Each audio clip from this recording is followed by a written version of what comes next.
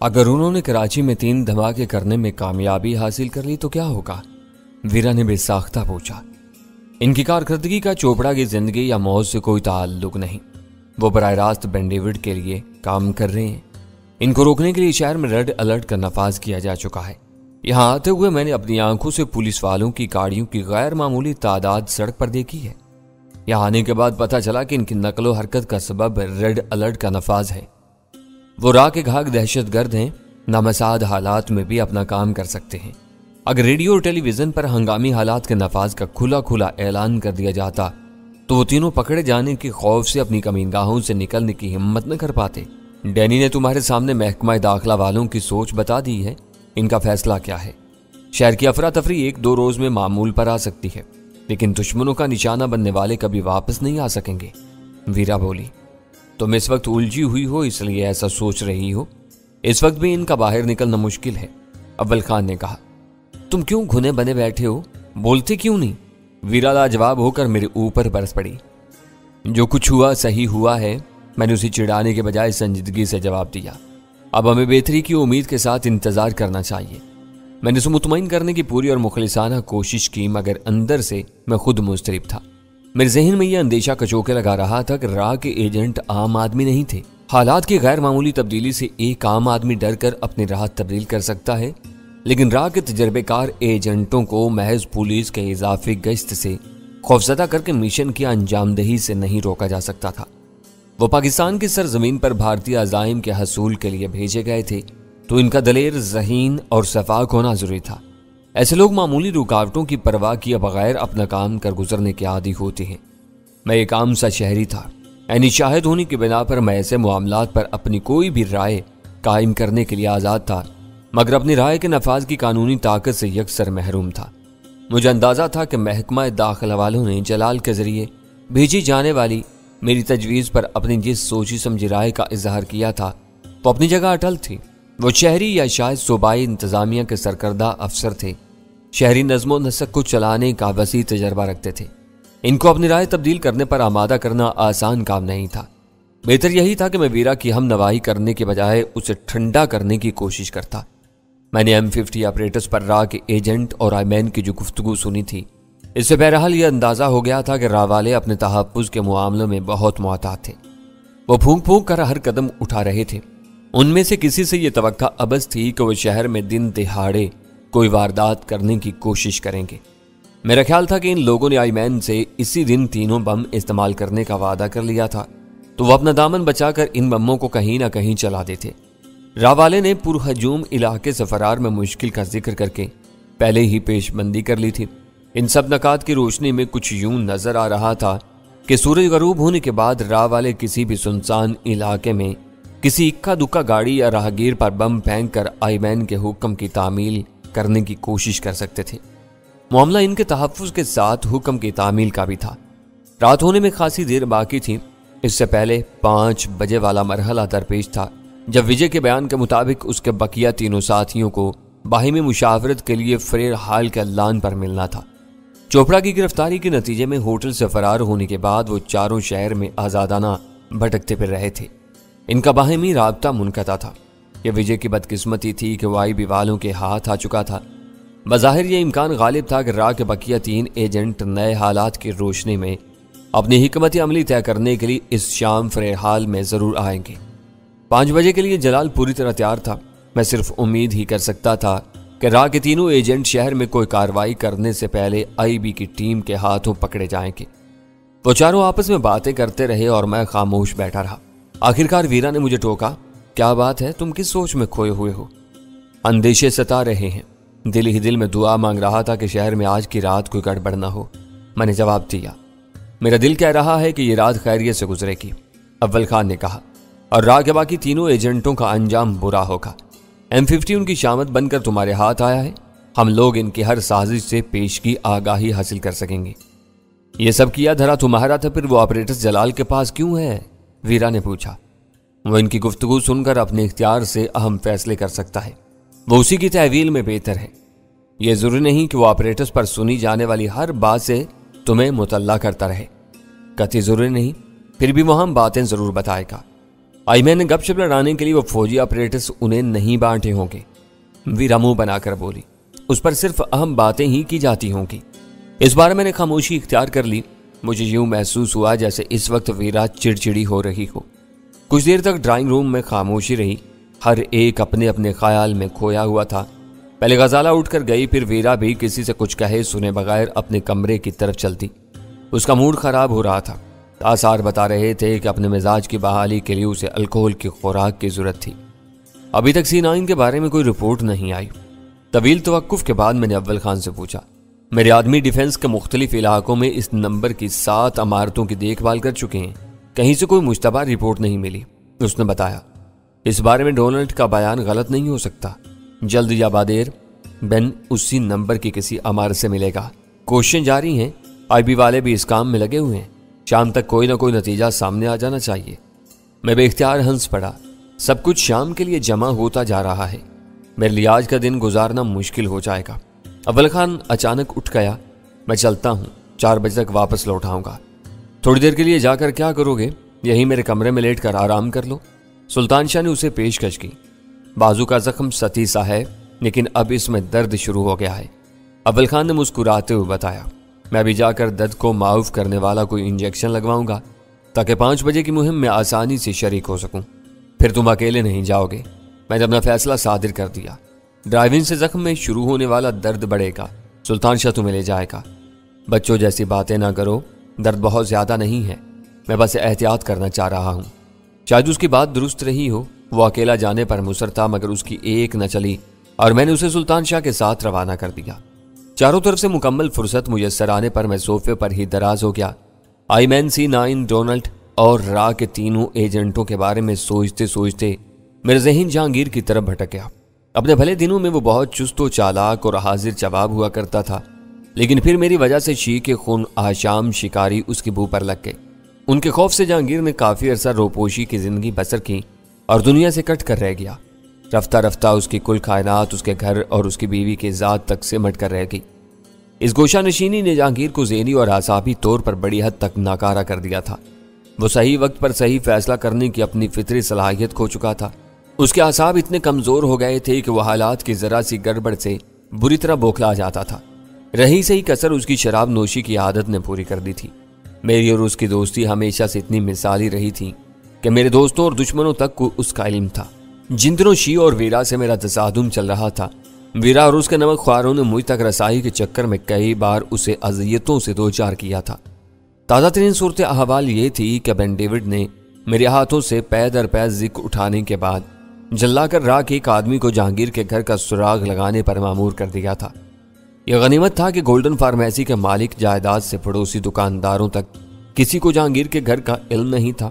Draw का आदमी आसानी से उस तक नहीं पहुंच सकता था, मगर फिर भी मुझे उसकी तरफ से डर लगा हुआ था कि कहीं वो अपनी किसी गलती से किसी मुसीबत को मोल न ले बैठे। घर के लिए औरतों की खरीदारी कोई नई बात नहीं है। बहुत से घरों का सौदा सिर्फ औरतें ही लाती हैं, मगर इस रोज़ मुझे जहांगीर की जुबानी ये सुनकर हैरानी हुई थी कि इसलिए कि शराब भी सलमा खरीद कर लाने लगी थी। उसके साथ ये बात फिर साबित हुई कि दुनिया कितनी ही वसी क्यों ना हो, बहुत मुख्तसर सी है। बेन डेविड या आईमैन ने मकामी तौर पर जिन लोगों की खिदमात हासिल की हुई थी, इनमें खालिद का नाम सरे फहरिस्त था। बेन डेविड उसी को साथ लेकर मुझसे मिलने के लिए गोल्डन फार्मेसी के नवाह में आया था। खालिद ही ने उस रोज़ के लिए क्लिफ्टन की मैडम फरजाना को अपने जाल में फांसा था। इसका काम बहुत महदूद और मुख्तसर सा था, लेकिन बाद में उसका किरदार बहुत अहम साबित हुआ। वो मैडम फरजाना ही थी जिसके जरिए हम खालिद और फिर उसकी निशानदही पर फाल्कन हाउस पहुंचे थे। यह अजीब हुस्न इत्तिफाक था कि सलमा उसी मैडम फरजाना के अड्डे से जहांगीर के लिए शराब लाती थी। अव्वल खान स्टेशन 4 को यतीम खाना नहीं बना सकता था। उसने खालिद और फरजाना को वहां से रवाना कर दिया था। इन दोनों की इस कदर सख्त गोशुमाली की गई थी कि इनके दोबारा किसी चक्कर में मुलव्विस होने के बहुत कम इम्कानात रह गए थे। खालिद अपनी जान के बारे में बदतरीन खौफ में मुब्तला था। वाईमैन का किस्सा तमाम होने तक अव्वल खान की महफूज तहवील में रहने पर मुसर था। मुझे यकीन था कि स्टेशन 4 से रिहाई पाने के बाद उसने भूल कर भी अपने घर का रुख नहीं किया होगा, बल्कि आईमैन की दस्तरस से बचने के लिए कहीं रोपोश हो गया होगा। वो मंजर-ए-आम पर होता तो मैडम फरजाना जहांगीर के लिए खतरा बन सकती थी। 4:15 बजे वो दोनों वापस लौट आए। अव्वल खान के बुशरे पर इज़्म-ए-हिलाल के बजाय ताजगी नजर आ रही थी। गुफ्तगू के दौरान मैं हर एक को अंदाजा हो चुका था कि फ्रेरहाल के लिए सिर्फ मेरा और अव्वल खान का जाना काफी था। हमें दूर रहकर तमाशा देखना था, बाकी काम आईबी वालों के जिम्मा था। हम 4 बजे घर से रवाना हुए तो वीरा समेत तीनों ने हमें खुशदिली से रुखसत किया। किसी की पेशानी पर कोई शिकन नहीं थी। शहर से आने वाले रास्तों पर इस वक्त बहुत भीड़ भाड़ थी, लेकिन इस तरफ जाने वाली सड़कों पर ट्रैफिक का रश नहीं था। अव्वल खान महारत और तेज रफ्तारी से गाड़ी दौड़ाता हुआ मुकर्रर वक्त से पहले फ्रेरहाल पहुंचने में कामयाब हो गया। इंजेक्शन लेने के बाद उसके बाजू का दर्द बहुत कम हो चुका था। वो खुद ही गाड़ी चलाने पर मुसर था। गाड़ी से उतरते ही मेरी नजर गैर इरादी तौर पर अमेरिकी कौंसल खाने की तरफ उठ गई। इस वक्त तक हिफाजती वजूह की बना पर अहाते के आईनी जंगले को कंक्रीट की ऊंची दीवार से तब्दील किया जा चुका था। बज़ाहिर वो वसी व अरीज इमारत सकून और सन्नाटे में डूबी हुई थी। दीवार के साथ फुटपाथ पर रेत की बोरियों से बने हुए मोर्चों के करीब पुलिस के मुसल्ला जवान मुस्तैदी से खड़े हुए थे। बाहर से यह अंदाजा लगाना दुश्वार था कि बाहर की निगरानी के लिए इमारत के किन हिस्सों में खुफिया कैमरे नस्ब किए गए थे या मुसल्ला कमांडोज को कहां मामूर किया गया था। अगर इस वक्त भी कमांडोज अपनी ड्यूटी पर थे तो वो छत पर बनी हुई दीवारों के पीछे पोशीदा थे। सड़क या सब्जाजार से इनको देखना मुमकिन नहीं था। कहां खो गए? अव्वल खान ने मेरे पहलू में कोहनी मारकर मुझे चौंका दिया। इतने गौर से उधर मत देखो, ऐसा ना हो कि कोई कैमरा तुमको जूम इन कर ले। मैं फौरन उसके साथ हो लिया। चंद सानियों बाद हम दोनों फ्रेरहाल के सरसब्ज लान में दाखिल हो चुके थे। वो लान बहुत खूबसूरत और वसी व आरीज था। वहां लोगों की खासी तादाद थी, लेकिन खानादार लोगों के साथ आने वाली खवातीन और बच्चों की गहमा गहमी शुरू नहीं हुई थी। पेशकदमी के साथ नजर दौड़ाते हुए मैंने दूर से जलाल को देख लिया। वो 2 आदमियों के साथ फूलों की एक क्यारी के करीब बैठा हुआ था। इस शाम मामला रा के 3 एजेंटों को घेरने का था, इसलिए यह बात यकीनी थी कि आईबी की मजीद नफरी वहीं कहीं मौजूद होगी। जलाल ने भी मुझे देख लिया था। हमारे दरमियान दूर ही से नजरों का तबादला हुआ और फिर मुझे विजय नजर आ गया। वो जलाल की टोली से 10-11 गज दूर घास पर अकेला लेटा हुआ था। त्रिपाठी, राजू और सेठी, ये रा के उन तीनों एजेंटों के नाम थे जो उस तक शहर में आजाद फिर रहे थे और आईमैन के वहां पर इसी रात शहर में दहशतगर्दी की कोई कार्रवाई कर गुजरने का इरादा रखते थे। इनको घेरने के लिए जलाल ने राजू को चारा बनाया था। अव्वल खान ने भी जलाल को ताड़ लिया था। उसने राजू को सिरे से नहीं देखा था। मैंने धीमी आवाज में उसे राजू के बारे में बता दिया। फिर हम दोनों एक ऐसी जगह जम गए जहां से हमें दोनों हरीफ साफ नजर आ रहे थे। मैंने ये एहतियात बहरहाल मलहूज रखी थी कि राजू की नजर मुझ पर न पड़ने पाए। खड़ी की सुइयां धीरे धीरे अपना सफर तय करती रहीं। दरमियान में खासा फासला हायल होने के बावजूद मैं जलाल की बेचैनी महसूस कर रहा था। यहाँ रफ्ता रफ्ता लोगों की तादाद बढ़ रही है। अव्वल खान पुरतशवीश लहजे में बोला, अगर आपस में मुकाबले की नौबत आ गई तो यहाँ खासा जानी नुकसान होगा। मजबूरी थी, मैंने कहा। इस मकाम का इंतखाब जलाल ने नहीं किया। उन्होंने यहाँ मिलने का प्रोग्राम पहले से तय किया हुआ था। तुम्हारे दरमियान कोई बात तो हुई होगी कि मुकाबले से बचकर उन्हें कैसे पकड़ा जाएगा? अव्वल खान बेचैन हुआ जा रहा था। मैं इसे ऐसी कोई बात नहीं कर सकता था। वो एक तजर्बाकार अफसर है और अपने सीने में मुझसे ज्यादा दर्दमंद दिल रखता है। मैं उसकी हिकमत अमली में गैर ज़रूरी तौर पर दखल अंदाज होने की कोशिश करता तो हमारे दरमियान बदमज़गी पैदा हो सकती थी। उसने यहाँ आने से पहले हर पहलू पर गौर कर लिया होगा। ठीक 5 बजे विजय घास पर से उठा और फुर्ती से अपने कदमों पर सीधा खड़ा हो गया। उसका अंदाज बिल्कुल नॉर्मल था। दूर से देखने पर कतई यह अंदाजा नहीं हो रहा था कि उसे किसी की आमद का इंतजार था। जलाल अपने दोनों साथियों के हमरा बदस्तूर सब्ज घास पर बैठा हुआ था। मुश्किल चंद सानी गुजरे होंगे कि किसी सम से कमीज पतलून में मलबूस शरीर बदन वाला एक चाकू चौबंद शख्स तेजी से बढ़ता हुआ विजय की तरफ आया। दोनों ने सरसरी अंदाज में हाथ मिलाए और खड़े खड़े बातों में मसरूफ हो गए। इन दोनों के अंदाज में ऐसी कोई बात नहीं थी जिसकी बिना पर इन पर किसी किस्म का शुबा किया जाता। इन दोनों को यकजा होते ही मेरे दिल की धड़कनें यकायक तेज हो चुकी थी। आईबी वालों ने रा के एक एजेंट को पकड़ा हुआ था। इस वक्त दूसरा खुद ही सामने आ चुका था। ये बिल्कुल आम सा आदमी है। मेरे कानों में अव्वल खान की धीमी आवाज आई। खदोखाल और चाल ढाल से यहीं का शहरी मालूम होता है। ये लोगों में घुल मिल जाए तो किसी को शुबा नहीं हो सकता कि ये कोई गैर मुल्की एजेंसी का आदमी है। 5 बजे इसका विजय से मिलना इस बात का पक्का सबूत है कि यह रा का आदमी है। मैंने उसे यकीन दिलाया। मुझे मालूम है, वो जल्दी से बोला। ये हमारे शिकार के सिवा और कोई नहीं हो सकता। अभी तक इनके 2 बकिया साथ ही नहीं आए। अभी वक्त है, दुआ करो कि वो भी आ जाएं तो इन चारों का किस्सा निमट जाएगा। तुमने बताया था कि जिसे खतरा दरपेश हुआ वो गायब हो जाएगा। उसने मुझसे तस्दीक चाही। विजय ने यही बताया था। अपने इस प्रोग्राम के मुताबिक वो पहले यहां मिल चुके हैं। दोनों इतने इत्मीनान से खड़े बातें कर रहे हैं जैसे इन्हें किसी और की फिक्र ना हो। ये कब तक यूं खड़े रहेंगे? शायद तुम भूल गए हो कि इन लोगों ने इत्तिफाकात और हादसात की रियायत रखते हुए 5 से 5:30 बजे तक का वक्त मुकर्रर किया हुआ है। ये दोनों कम अज कम 5:30 बजे तक यूं ही वक्त गुजारने की कोशिश करेंगे। थक गए तो खुद ही घास पर बैठ जाएंगे। ओह देखो वो क्या हो रहा है। अचानक अव्वल खान के होंठों से इस्तरारी आवाज बरामद हुई। वो अव्वल खान का इस्तरारी और बेसाख्ता रद्दअमल था, वरना मैं इस वक्त हमतन उन्हीं दोनों की तरफ मुतवज्जा था। आपस में बातें करते करते अचानक विजय ने वहां चलने की कोशिश की थी, लेकिन नौवार्द ने लपक कर मजबूती से उसका हाथ थाम लिया था, जैसे विजय को जबरदस्ती वहां रोकना चाह रहा हो। हम इनकी आवाजें सुनने से कासिर थे, लेकिन इनकी हरकतों सकनात से यह जाहिर हो रहा था कि किसी बात पर इनके दरमियान तल्ख कलामी का आगाज हो चुका था। विजय इस मुलाकात को इसी वक्त खत्म करना चाह रहा था, मगर इसका साथी इसे अपने पास रोकने पर तुला हुआ था। वो अजीबो गरीब सूरत हाल थी। वाकया उसके उलट हुआ होता तो जरूर काबिल फहम होता। विजय को हर हाल में 5:30 बजे तक वहीं रुकना चाहिए था, ताकि आखिरी लम्हात पर वहां पहुंचने वाला उसका कोई साथी भी आसानी से उस तक पहुंच सके।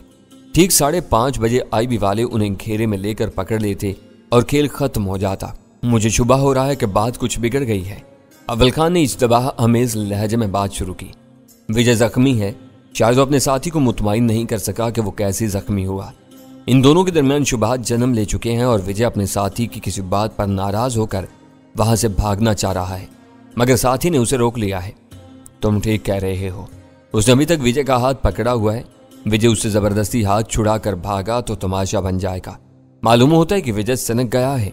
जब उसे 5:30 बजे तक वहां रुकने का हुक्म दिया गया है तो वो भागने पर क्यों तुला हुआ है? उसे अंदाजा नहीं है कि जलाल की हुक्म अदौली की सूरत में उसे कैसे अजाब से गुजरना पड़ेगा। मुझे दाल में कुछ काला नजर आ रहा है। अव्वल खान बदलती हुई सूरत-ए-हाल से खासा नाखुश था।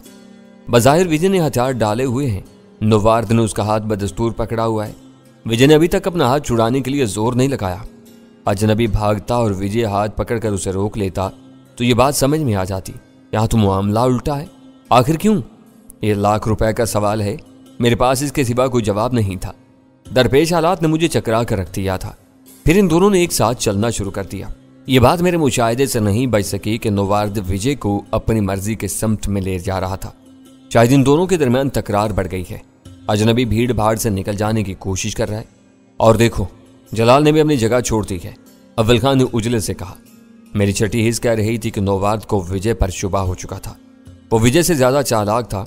ये बात समझ गया था कि विजय को मारकर जख्मी करने वाले उसे चारा बनाकर उसके साथियों पर हाथ डालने के लिए उसे वहां लाए थे। एक बार विजय से मिलने के बाद वो इस जाल में फंस चुका था। अगर वो विजय को छोड़कर फरार की राह इख्तियार करता तो किसी सूरत में कामयाब नहीं हो सकता था। उसके लिए बस एक ही रास्ता रह गया था कि विजय को अपना यरगमाली बनाकर 5:30 से पहले वहां से निकल जाए। अगर कोई उसकी राह रोकने की कोशिश करता तो विजय को जान से मारने की धमकी देकर अपना बचाव कर सकता था।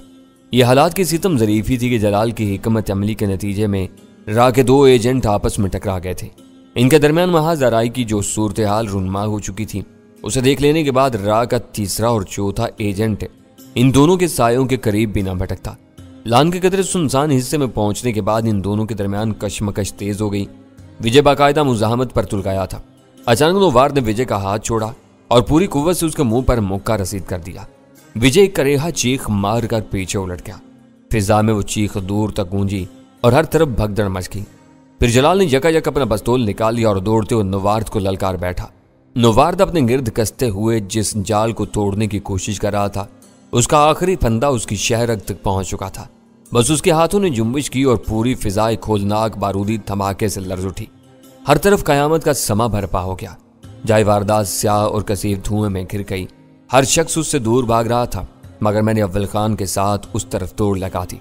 हम दोनों को जलाल की फिक्र थी, जो धमाके के वक्त राह के दोनों एजेंटों से खासा करीब था। धुएं का बल खाता हुआ आसेबी बादल अंगड़ाइयां लेता हुआ फिजा में फैल रहा था। फिर धुएं से पहले हमें जलाल नजर आ गया। धमाके के नतीजे में पैदा होने वाले हवा के शदीद झोंके ने उसके बाल मुंतशिर कर दिए थे। वो अपना पिस्तौल वाला हाथ अपने पहलू पर लटकाए हसरत भरी नजरों से धुएं के बादल को देखे जा रहा था। हमारे साथ आई भी के कमोबेश 8-10 आदमी मुख्तलिफ समतों से दौड़ते हुए वहां पहुंच गए। वो सब मुसल्ला थे। मुझे यही डर था। मैं सूरत पर नजर पड़ते ही जलाल मायूसाना आवाज में बोला, उनकी कशमकश देखकर मैंने अंदाजा लगा लिया था कि वो अपने साथ विजय को भी ले मरेगा।